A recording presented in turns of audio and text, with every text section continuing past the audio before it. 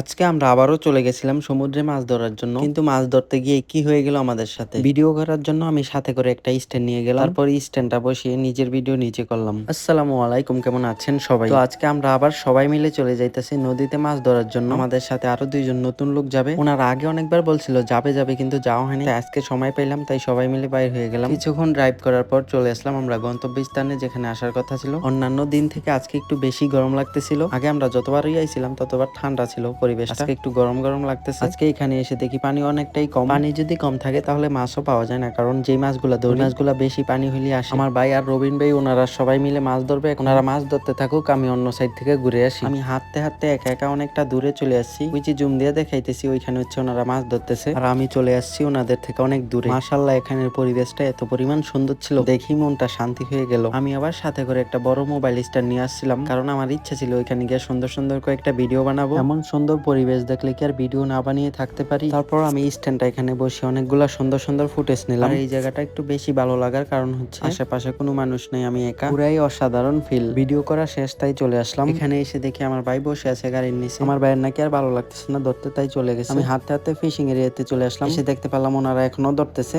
আগের তুলনায় আজকে অনেক মাছ কম পাওয়া হয়েছে, 1 কেজির মতো টোটাল হবে আর কি। মাছ যতটুক পাই না কেন, শখের উপরে কিছুই নেই। তো ভিডিওটা এই পর্যন্তই ছিল। সবাই ভালো থাকবেন, আল্লাহ হাফেজ।